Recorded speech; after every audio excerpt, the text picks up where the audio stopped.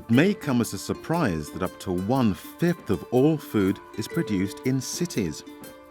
Urban agriculture is especially important in developing countries. And Kampala, the capital of Uganda, is no exception. In such cities, there is an abundance of water and organic waste that can be turned into food and into profit. All that's lacking is space. While all sorts of vegetables and fruit thrive in the city, dairy cows are commonly kept in backyards. This is called zero-grazing. The cows are kept in stalls and brought fodder to eat. Nabasiri Nalongo has been producing fresh milk for nearly 20 years. She feeds her cows on grasses that she grows in her garden. She benefits in many ways.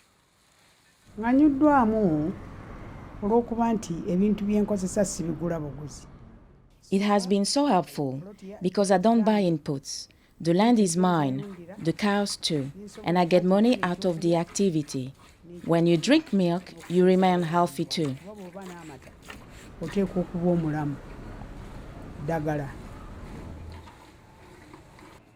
In common with many urban farmers, Nabasire brought her skills along with her when she moved to the city.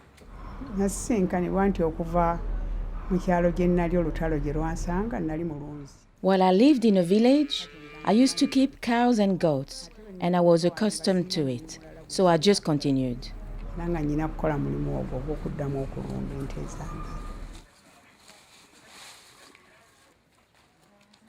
Just a kilometre or so away lives Herbert Sally, a retired civil servant.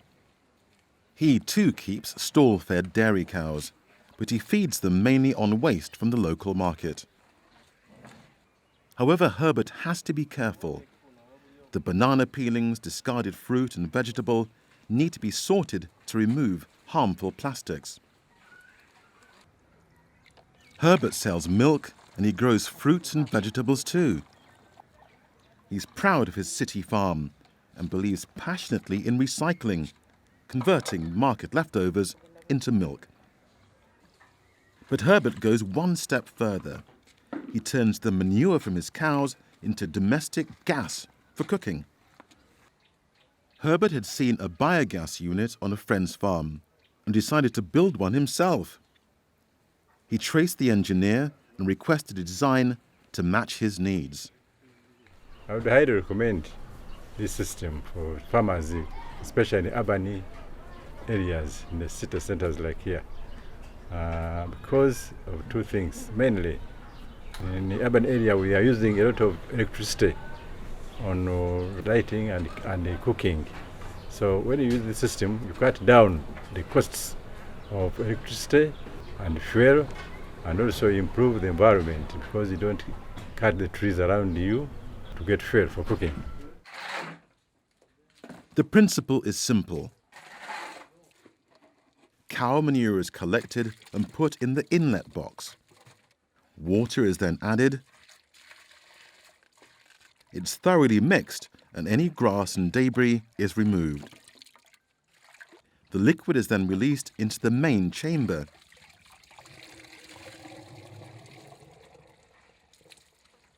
Here it goes through a process called anaerobic digestion. This releases biogas, which is primarily methane. The gas builds up at the top of the chamber and pressure forces it into a pipe, which then leads the gas to the kitchen for cooking. It can also be used for lighting. But there's another very useful output from this process: the slurry from the digested material. This odorless substance is rich organic manure. It's forced out of the biogas plant through fermentation and can be used to fertilize vegetables, fodder grasses, crops, and fruits.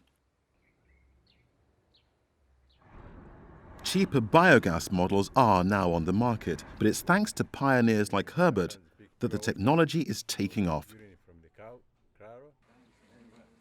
This is recycling at its best. Instead of creating a rubbish disposal problem, food waste is used as livestock fodder.